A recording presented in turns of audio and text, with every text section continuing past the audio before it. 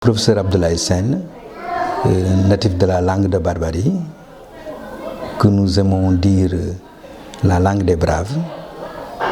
Je suis candidat à la mairie de Saint-Louis pour les prochaines élections locales à venir.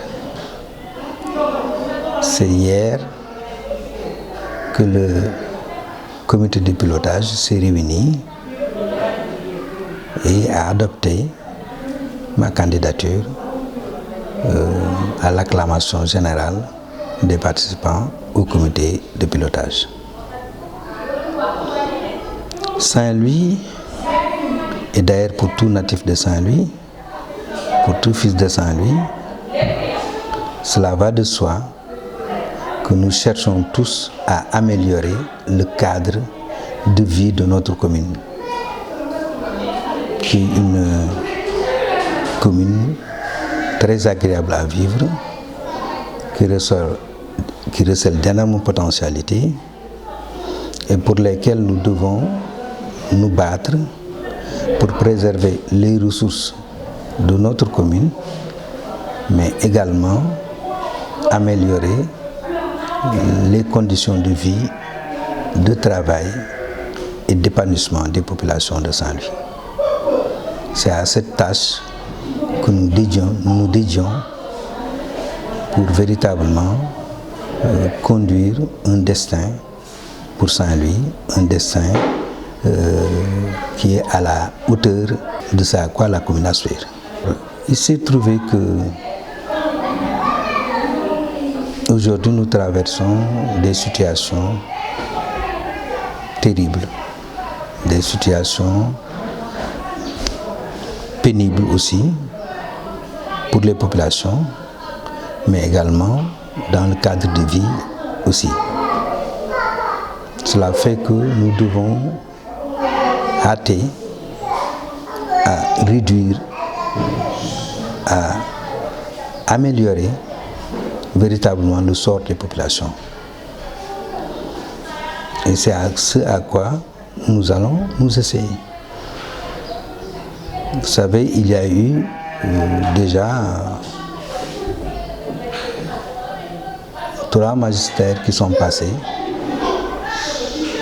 Et pour ces 3 magistères, nous avons observé que, quelle que soit la volonté qui a animé les autorités municipales, on a souvent péché par manque de stratégie, par erreur, mais également par manque de vision principalement. Or, Saint-Louis, si tous les fils de Saint-Louis se rassemblent, si tous les fils de Saint-Louis se concertent, dans leur grande majorité, nous allons pouvoir apporter des solutions très claires, des solutions innovantes à la situation que traversent les populations laborieuses de Saint-Louis. Aujourd'hui, le premier problème auquel on est confronté, c'est la situation des populations déplacées pour des raisons climatiques, des raisons côtières, pour des raisons d'inondation, mais également une paupérisation que nous constatons, que nous avons notée depuis quelques années. Parce qu'en fait, Saint-Louis ne vit que par la pêche. C'est la pêche qui est vraiment le poumon économique de Saint-Louis. Or, cette pêche-là, qui est une pêche artisanale, est confrontée à d'énormes difficultés. Difficultés que l'on retrouve au plan international par la concurrence effrontée des navires étrangers sur nos côtes. Mais également, c'est la situation très difficile avec notre voisin du nord qui est la Mauritanie. Or, une diplomatie de la pêche est possible avec nos voisins au plan sous-régional pour trouver des solutions mutuellement avantageuses. Et nous devons travailler à cela. Il y a également la question dirimante qui est l'embouchure ou la brèche, qui depuis 2003 continue à être un problème et on n'a pas encore donné une solution. Il y a eu plusieurs reports, il y a eu plusieurs projets là-dessus. On semble entrevoir avec les dernières mesures prises et aussi parce qu'on voit aujourd'hui qu'il y a des activités de dragage qui sont en train d'être menées, mais on n'est qu'au début et on ne sait pas combien de temps ça va durer et on ne sait pas qu'est-ce que ça va donner. Personne ne peut nous dire à l'heure actuelle, voici la configuration à venir de ce que sera l'embouchure à Saint-Louis. Il n'y a aucun élément palpable qui nous permet de dire que l'embouchure du fleuve Sénégal sera ainsi. Et sur cette embouchure également, il pèse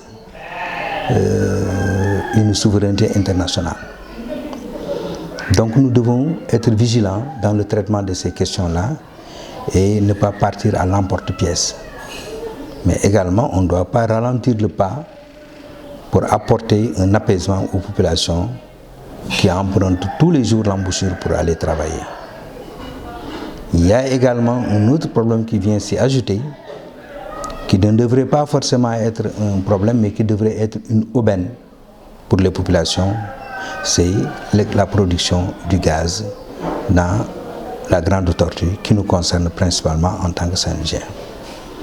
Donc, sur ces aspects simplement, bien sûr, il y a l'impact de la Covid qui est là, qui a pu ralentir ou en tout cas remettre certainement au lendemain certains projets qui auraient pu soulager les populations, mais aujourd'hui ce n'est pas le cas et on semble traîner le pas, ou bien il y a des études qui sont mal faites et ou des contrats qui n'ont pas été vraiment ficelés comme il le faut, sur la base d'études sur lesquelles on pourrait avancer, aussi bien des études techniques, financières que les questions contractuelles pour la résolution des problèmes donc de la brèche. Donc voilà ce qui me semble poser beaucoup de problèmes. Ensuite, nous sommes en période d'hivernage. Les gens, tout le monde craigne une recrudescence des questions d'inondation. Vous savez, Saint-Louis s'est établi sur une zone amphibique, fortement. Le delta, c'est un delta amphibique. Et là aussi, il y a des solutions qui ne sont pas des solutions à l'emporte-pièce, qui nécessitent un traitement durable, un aménagement de ce delta-là auquel nos autorités n'ont pas pensé. Donc voilà, grosso modo, les questions qui se posent. Maintenant, vu l'appauvrissement des gens, des populations, parce qu'il y a des gens qui ne peuvent pas travailler, il y a des gens qui ont raté la migration, tous ces problèmes-là accumulés font que l'insécurité également peut gagner les populations. Et sur ça aussi, l'État doit beaucoup veiller. Et nous, en tant que Saint-Louisiens, nous devons également prendre les questions que nous vivons aujourd'hui à bras-le-corps et s'atteler à avoir une gouvernance municipale qui répond aux préoccupations des populations. Une gestion municipale qui part du bas vers le haut, le bottom-up, mais pas simplement une gestion directive. Nous voulons une gestion participative donc, du développement municipal de Saint-Louis. Voilà, si vous voulez, les éléments que je trouve probants pour bien cerner la question de Saint-Louis et faire une offre politique différente